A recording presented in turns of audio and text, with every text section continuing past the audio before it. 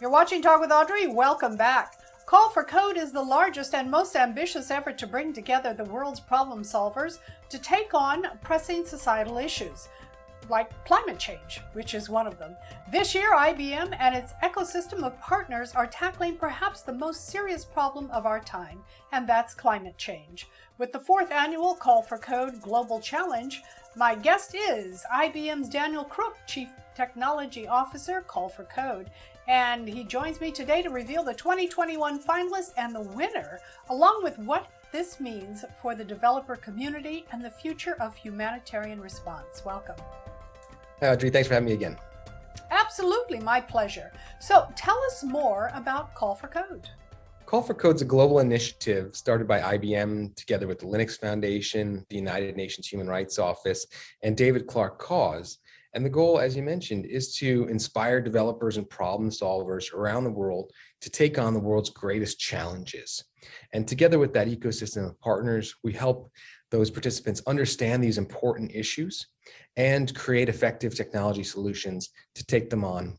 And what sets Call for Code apart is that it's not just a competition that recognizes these great ideas and awards them, but we commit to deploy the most promising solutions and the top global winner each year into a location around the world where it can make the greatest impact together with partners and experts from IBM. And the theme for this year's competition is sustainability. What has been submitted thus far, and how is IBM going to help bring those themes to life? Sure. So sustainability has been a decades-long commitment from IBM. And so we did this by laying out a prompt this year for folks to take on 3 sub-themes under climate change. So these align with United Nations Sustainable Development Goals number 2, 6, and 12, which are zero hunger, clean water and sanitation, and responsible production and green consumption. So this year's top 5 global finalists created solutions to one or more of those key issues. The top team this year came from a set of developers in India who are affected by the lack of access to clean water, and in fact, contaminated groundwater affected one of the developers' mothers with arsenic poisoning, which he's still trying to recover from. So they created a hardware solution that monitors the toxins that might be in that water and alerts folks to any sort of mitigation techniques that they might need to do to make it safe, whether it's by boiling it for a certain point of time, treating it with something to ensure it's safe.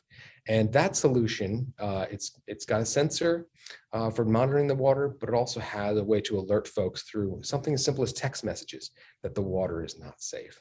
So that's one of the great solutions around clean water and sanitation this year. The second place team is from the Agricultural Bank of China. And what it does is it connects consumers to farmers so that they can make best use of the plots of land available for a particular crop at a particular time.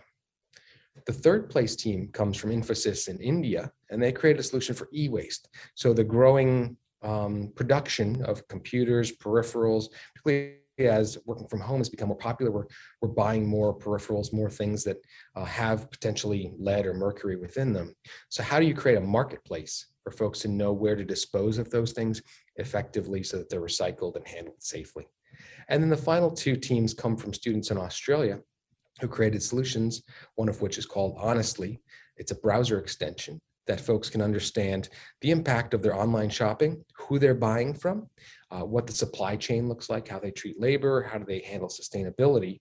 And so by understanding that, you can make better choices as a consumer. And the final team, Plenty, gamified the way that you can make sure you use what's in your pantry or refrigerator before it expires, and rewards you for not wasting as much as your peers or your colleagues.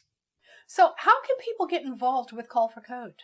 Sure. So if you go to ibm.com/call-for-code, you'll learn about these top solutions, be inspired by what was built.